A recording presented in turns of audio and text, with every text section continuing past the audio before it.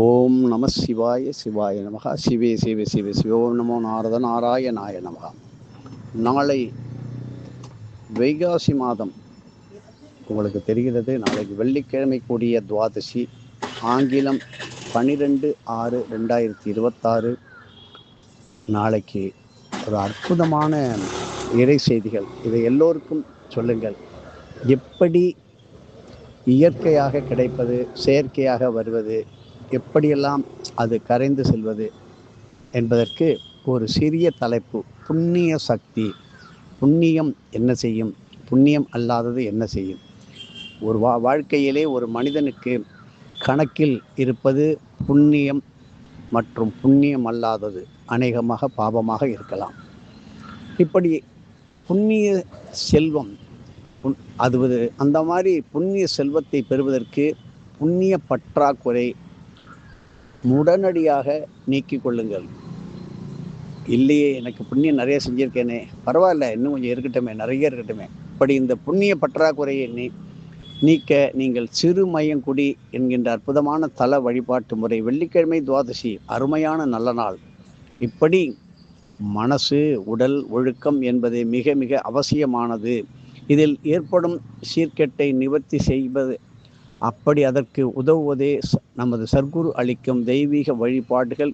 இவற்றை பற்றி பல விதமாக சொல்லிக் கொண்டிருக்கிறோம். இன்று நல்ல வீடு வாசல், அவர்களுக்கெல்லாம் நல்ல சொகுசான வாகனங்கள், ஆடம்பரமான வாழ்க்கைகள் அமைந்திருக்கின்றது. காரணம், அவர்களது தாய் தந்தையோ மூதாதையர்களோ செய்த புண்ணியங்களாகத்தான் இருக்க முடியும். ஏனென்றால் அவர்கள் செய்து வைத்த புண்ணியத்தின் பலனை இவர்கள் அனுபவித்து கொண்டு இருக்கிறார்கள். இப்படி புண்ணியத்தை அனுபவிக்கும் பொழுது அவர்களுக்கு மேலும் இவர்கள் புண்ணியத்தை சேர்த்து கொண்டால் அந்த புண்ணியமானது மேலும் மேலும் ஒரு ஆலமரம் போல வளர்ந்து கொண்டே போகும். அப்படி இந்த கலியுகத்தில் எத்தனை பேர் செய்கின்றார்கள்? புண்ணியத்தை வளர்த்து வைத்தவர்கள் ஒரு ஆலமரமாக, ஒரு காடாக, வனமாக வைத்து செல்கின்றார்கள். அதை தவறான வழியிலே தான் பெரியவன் என்று செய்யக்கூடாததையும் சொல்லக்கூடாததையும் செய்து அந்த புண்ணியமானது மிக விரைவிலே மலையிலிருந்து விழுந்து அருவியாக விழுகின்ற நீரைப் போல கரைந்து விடுகின்றது. அப்பொழுதுதான் அவளுடைய உடல் பலம், மன வளம், தைரிய குறைவு, தனது பதவி பறிபோவது, இப்படி பேர் கெடுவது, அவதூறு பரப்புவது, இப்படி காரணம் என்றால் அவனால் தான் கெட்டது, இவனால் தான் கெட்டது என்பதெல்லாம் சொல்வதை நாம் கேட்டுக்கொண்டிருக்கிறோம். அது ஒன்றும் பெரிய காரியமில்லை. இதற்கு காரணம், நாம் புண்ணிய சக்தியை இழந்து விட்டோம், குறைந்து விட்டது. புண்ணியம் இருந்த வரைக்கும் நம்ம உடம்புல ஆரோக்கியம் இருக்கும்போது வேகமாக நடந்தோம். அந்த ஆரோக்கியம் வயது ஏறுவதற்கு மேலே அந்த ஆரோக்கியம் குறைய அந்த கை வீசி நடக்கின்றதெல்லாம் குறைகிறது. இப்படித்தான் நாம் ஒரு இடத்திற்கு செல்லுகின்றோம், ஒரு மருத்துவரை, ஒரு பெரியவரை சந்திக்க செல்கின்றோம், ஒரு மகான்களை சந்திக்கும் பொழுது நமக்கு கிடைப்பது அவர்களுடைய ஆசிகளால் கிடைக்கின்ற புண்ணியங்கள். ஆனால் மனிதர்களை சந்திக்கும் பொழுதோ பொறாமைகளும் போட்டிகளும் கண் திருஷ்டிகளும் அதிகமாக வருகின்றது. அதனால்தான் இன்று வியாழக்கிழமை நாம் என்ன சொல்லியிருக்கோம்? நிறைய ஜீவாலய வழிபாடு, ஜீவசமாதிகள் வழிபாடு சொல்லியிருக்கோம்.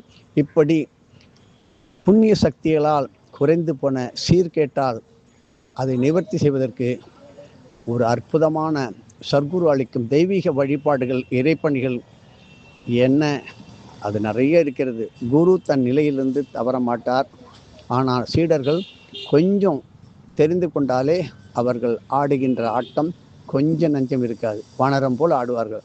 இப்படி இறைப்பணிகளை செய்வது, அதாவது கால தோஷங்களை நிவர்த்தி செய்ய வல்ல நல்ல இறைப்பணிகளை ஒருவர் முறையாக ஒரு சர்க்குரு மூலம் பெற்றுவிட்டால் அந்த ரேவ சுத சக்திகள் என்பது நமக்கு கிடைத்துவிடும்.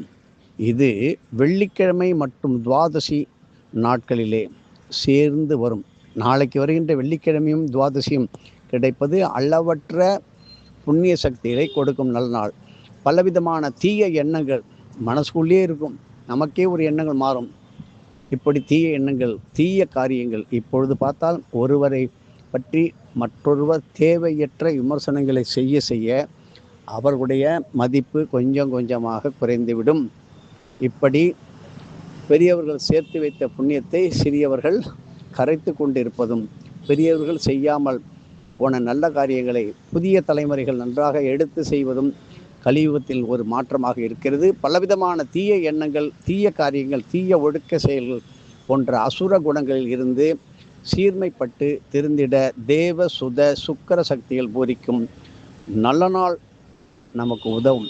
அதுதான் நாளைக்கு சர்க்குரு அளிக்கும் நல்ல இறைப்பணிகளை கேட்டு மனதில் வாங்கி கொண்டு ஒருத்தர் ஒரு காரியம் செய்தி சொல்வதற்கு முன்பாகவே டக்குன்னு குறுக்க அவங்க சொல்ல விடாமல் இவங்க சந்தேகம் கேட்குற மாதிரி அதனுடைய பொருள் அந்த சப்ஜெக்டையே மறைச்சி விடுறாங்க. மிக மிக வேதனையாக இருக்கிறது. ஒருவர் சொல்லி முடிக்கும் வரை அதை மனமாற காதார கேட்டு, நான் உங்களிடம் சில சந்தேகமான கேள்விகளை கேட்கலாமா என்று கேளுங்கள்.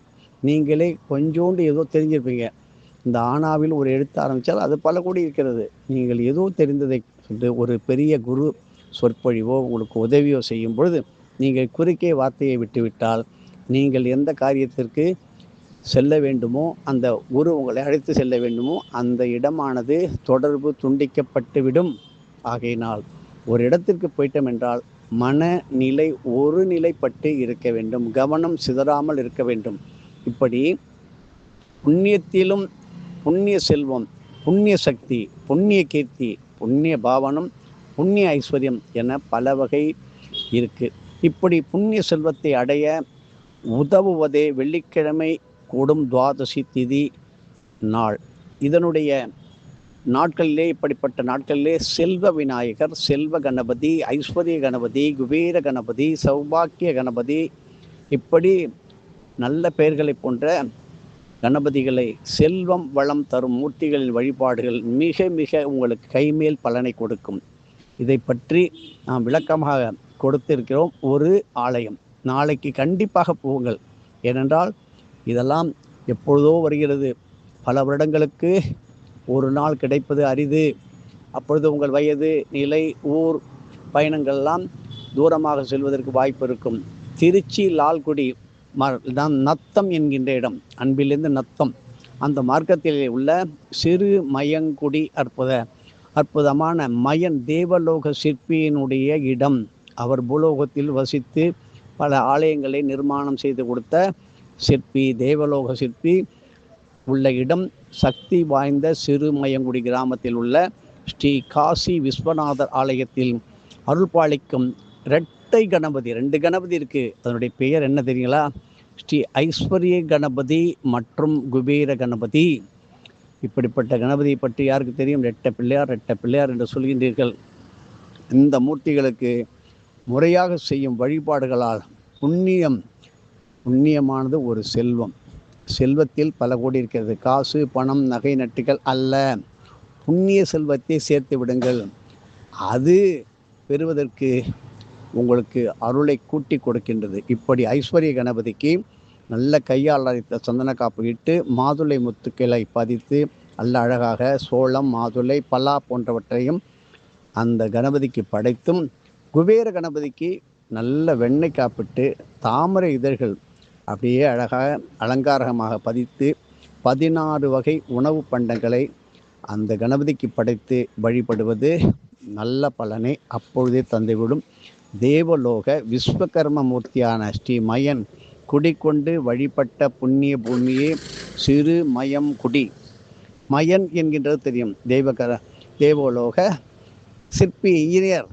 திருக்கணித முறைப்படி நடப்பு பராபவ வருஷம் வைகாசி மாதம் 29ஆம் தேதி 12/6/2026 காலை சூரியன் உதயம் முதல் மறுநாள் காலை 7:37 வரை வெள்ளிக்கிழமையாகவும் துவாதசி திதியாகவும் அமைகிறது. நல்ல சந்தர்ப்பங்களை நல்ல விதமாக பயன்படுத்தி கொள்ளுங்கள். உங்களால் முடியவில்லையோ, நண்பர்களோ, உற்றார உறவினர்களோ, உங்களது வாரிசுகளையோ கண்டிப்பாக அனுப்பி காலையிலே இன்றே அந்த கோவிலில் ஆலயத்தில் விசாரித்து தேவையானவற்றை செய்துவிடுங்கள். அங்கே முடிந்தால் ஒரு பசு பூஜை, கோ பூஜை செய்யுங்கள். எல்லோரும் ஒருத்தரிடம் இது இலவசமாக கிடைக்குமா, அது நமக்கு கிடைக்குமா, இந்த போனஸ் வரணுமா, கண்டிப்பாக மனிதனை நம்பி வாழ வேண்டிய அவல நிலை வராது. நாளைக்கு அப்படிப்பட்ட லோகங்களிலிருந்து மகான்கள், சித்தர்கள், யோகிகள் அத்தனை பேரும் உங்களை பார்க்கும் பொழுது உங்களுக்கு கிடைக்கின்றது புண்ணியங்கள், கர்ம வினைகள் அறவே கழியும். புண்ணிய வித்மகே ஓம் புண்ணிய தன்னோ புண்ணிய பிரச்சோதயாத் என்கின்ற மந்திரத்தை முடிந்தால் ஓதுங்கள். இதை எல்லோருக்கும் பகிர்ந்து அனுப்புகள். தான் எல்லாம் தெரிந்திருக்கலாம், இல்லைன்னு சொல்ல, ஒரே வார்த்தைக்கு பல பொருள் உண்டு. ஆகையினால நாம் தெரிந்து கொண்டு விட்டோம் என்பது இருக்கட்டும். அதை பெரிதாக நம்ம விளம்பரப்படுத்த வேண்டாம். குருவிற்கு, சர்க்குருவிற்கு எதிர்காலத்தில் குறைந்தது 500 வருடங்களுக்கு அப்பால் என்ன நடக்கும் என்பதை குறைவாக நான் சொல்கிறேன். அடுத்த யுகத்திற்கு என்ன நடக்கும் என்பதை நமது வாத்தியார் சொல்லி மீண்டும் தோண்ட தோண்ட நமக்கு இந்த பூமியிலே விதவிதமான பொருள்கள் கிடைக்கும் என்று ஒரு காலத்தில் சொன்னார். நீங்கள் ஏன் அங்கேயும் அலைகிறீர்கள்? உள்நாட்டிலிருந்தே பாருங்களேன், உங்களுக்கு கையேந்த வேண்டிய அவசியம் வராதுன்னு. ஆனால் நம்பவில்லையே. குரு சொல்ல யார் கேட்டார்? இன்று திரும்பி வருகின்ற நிலை வந்துவிட்டது. இருந்தாலும் உங்களுக்கு நல்ல காலம் காத்து கொண்டிருக்கிறது. இப்படி தான தர்மங்கள், பூஜைகள் எல்லாம் செய்துவிட்டு உங்களது சர்க்குருவுக்கே அதை அர்ப்பணமிடுங்கள். உங்களுக்கு இன்னும் நிறைய விளக்கம் தேவை. பத்தலை சார், கொஞ்சம் நீங்கள் சொன்னதில் எனக்கு கொஞ்சம் சந்தேகம் வந்திருக்கு. இந்த எண்ணுக்கு தொடர்பு கொண்டு நீங்கள் விளக்கங்களை கேட்டு நன்றாக எழுதி வைத்துக் கொள்ளுங்கள். 9488765604. மறுபடியும் சொல்கிறேன், 9488765604. ஒருவருக்கு ஒரு பதவி, உயர்ந்த பதவி வருகின்றது என்றால் அவர் அந்த நிலைக்கு வருவதற்கு ஏதோ ஒரு தர்மமோ புண்ணியமோ செய்து இருப்பார்கள். அதனால் அந்த இடம், அந்த பதவி கிடைத்திருக்கும். நான் அந்த பதவியில் இருந்து இப்போ போயிட்டேனே. ஆக நமக்கு அந்த பதவியில் இருக்கும்போது செய்ய வேண்டியதையெல்லாம் முறையாக செய்திருந்தால் பதவியானது போயிருக்காது. இந்திரலோகத்தில் இருக்கிற இந்திரனுக்கும் இத்தனை வருடம், இத்தனை யுகம்தான் பதவி, ராஜ்யம். அதுபோல பிரம்மாவிற்கும் இத்தனை காலங்கள் அளவு உண்டு. அவர்களுடைய புண்ணியம் குறைய குறைய மீண்டும் உலோகத்திற்குத்தான் வர வேண்டும். அப்படி சாதாரண இந்த மனிதன் அரைகுறைய விஷயத்தை தெரிந்து கொண்டு தவறானவர்களுடைய பேச்சை கேட்டுக்கொண்டு தப்பும் தவறுமாக செய்து இருந்ததையும் சொல்லுவாங்களே, புது வெள்ளம் வந்து பழைய வெள்ளத்தையும் அடிச்சுக்கிட்டு போயிட்டு 1000 இருந்தாலும் கை வீசி நடக்கின்ற, ஒரு தலை குனிந்து நடக்கின்ற ஒரு நிலைக்கு வரக்கூடாது. காரணம், அதாவது கூடாத நட்பு கேடாக முடியும். குரு இல்லாத வித்தை குருட்டு வித்தை, குரு தொட்டு காட்டாத வித்தை சுட்டு போட்டாலும் வராது. குரு இல்லாத வாழ்க்கை குருட்டு வாழ்க்கை என்பது எல்லோருக்கும் தெரியும். குருவே சர்வலோகானாம் விஷஜே பவரோகினாம் நிதையே சர்வவித்யானாம் ஸ்ரீ தட்சிணாமூர்த்தியே நமோ நமக. நாளை காஞ்சி மாநகரத்திலே பிறந்து காஞ்சியிலே இறைப்பணிகள் பல கோடி செய்து காஞ்சியிலே முக்தி அடைந்த ஸ்ரீ கடற்சிங்க நாயனார் முக்தி நாள்.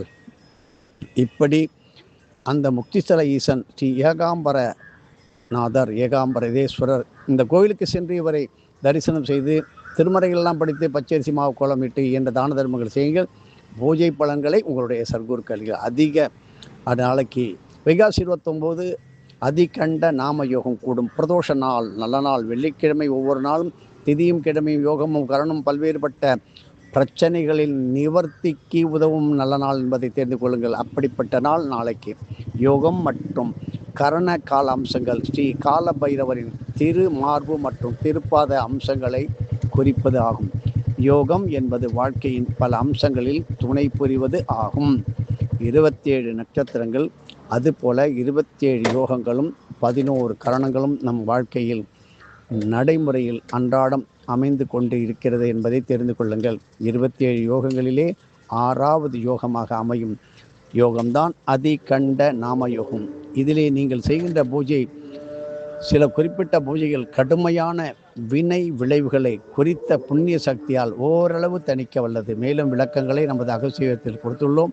இப்படி தோஷங்களை களையவல்ல பிரதோஷ தினமான அந்த மாதத்தில் 2 முறை அமையும் திரையோதசி திதி நாள் அமையும் கிழமை, நட்சத்திரம், யோகம், கரணம், அதனுடைய பாங்கும் அன்றைய தினத்தில் நீங்கள் ஆற்றும் வழிபாடுகளும் நற்பலன்களை விருத்தி செய்து தரும் என்பதில் சந்தேகம் கிடையாது. அதிகண்ட யோக நாளிலே அமையும் பிரதோஷ தினமாக திரையோதசி திதி நாளிலே பிரதோஷ வழிபாட்டுடன் வறுமையின் காரணமாக வெறும் மாங்கல்ய சரடை மட்டுமே, தாலி இருக்காது, திருமகள் இருக்காது, ஒரு மஞ்சக்கயிறு மட்டுமே அணிந்துள்ள ஏழை சுமங்களுக்கு மாங்கல்ய தானம் செய்வது, பல பேர் ஒன்றாக சேர்ந்து செய்யலாம். அப்படி விவசாயிகளின் பசு காளை மாடுகளுக்கு அதன் கடகத்தில் அதனுடைய இடத்திலே கோசாலையிலே கருப்பு கயிற்றில் சங்கு கோர்த்து அதுகளுக்கு கட்டி கழுத்து, அதாவது கண்டநாமம்னா கண்டம் என்றால் கழுத்து, அதன் மாதிரி வழிபாடுகள் அவரவரின் கண்ட நிவர்த்திக்கு வழிவகுக்கும். கண்டங்கள் வருகிறது என்றுமே, கண்டம் என்றால் தொண்டைக்கு அருகில் உள்ளது, கண்டம் என்றால் ஒரு இடர்பாடு, ஒரு ஆபத்து என்று சொல்லலாம். இப்படி நீலகண்டேஸ்வரர் திரு நீலக்குடி ஸ்ரீ கண்டேஸ்வரர் மானகிரி திருக்களக்குடி ஸ்ரீ கண்ட விநாயகராகிய கண்டவள நாயகியாக அம்பிலேயாலும் ஆலயங்கள் மேற்கண்ட வழிபாடுகளும் செய்வதற்கு ஏற்ற இடமாகும். திருக்கணித முறைப்படி நாளைக்கு பராவ வருஷம் வைகாசி மாதம் 29ஆம் தேதி 12/6/2026 திரையோதசி திதி கூடும் அதிகண்ட நாம யோகம் மற்றும் வெள்ளிக்கிழமை சுக்கிரவாரமாக அமைவது. இப்படி நல்ல சந்தர்ப்பங்கள் கிடைக்கும்போது அதை உரிய முறையில் பயன்படுத்தி கொள்ளுங்கள். எதையும் ஒரு குரு நம்பிக்கையுடன் செய்தால் கண்டிப்பாக நீங்கள் வெற்றி பெற்று நீடூடி நன்றாக வாழ்வீர்கள். இப்படி நீங்கள் கேட்கும் இந்த இறை செய்திகளை 10 பேருக்கு சொல்லுங்கள். ஜோதிஷம் என்பதை இப்பொழுது தினமும் பார்த்து அதிலே பழகிவிட்டவர்கள் நன்றாக மாறிவிடுங்கள். உங்களுக்கும் ஜோதிஷம் வரும் அளவிற்கு ஒருவர்களால் நாங்களே சொல்லித் தருகிறோம். நீங்கள் ஜோதிடம் கற்றுக்கொள்ள பல இடங்களுக்கு செல்ல வேண்டாம். இதற்காக உங்களுடைய நேரத்தையும் காலத்தையும் பணத்தையும் விரயம் செய்ய வேண்டாம். இதிலிருந்து தெரிந்து கொள்ளுங்கள்.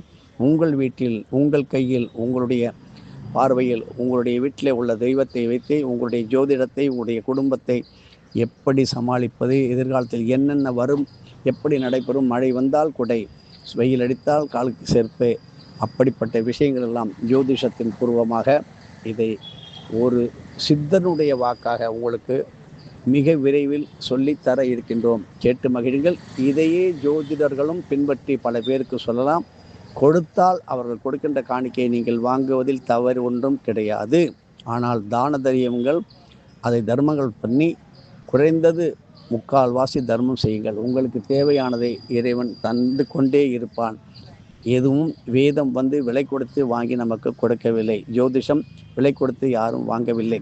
ஆனால் இறைவனால் கொடுக்கப்பட்ட இயற்கையான காற்று, நெருப்பு, பஞ்சபூத சக்திகள் இவையெல்லாம் யாரும் யாருக்கும் விலை கொடுத்து வாங்குவதில்லை. ஆனால் விற்பது என்பது இந்த காலத்தில் ஒரு தொழிலாக மாறிவிட்டது. வருத்தத்துக்கு உரியது. வேதத்தையும் ஜோதிஷத்தையும் சாஸ்திரத்தையும் சொல்லிக் கொடுக்கின்ற விஷயங்களையும் காசாக மாற்றி பணமாக மாற்றி ஆளலாம் என்று நினைக்கின்றது தவறு. எதுவும் என்னுடையதல்ல, அனைத்தும் உன்னுடையதே. அருளாளா அருணாச்சலா.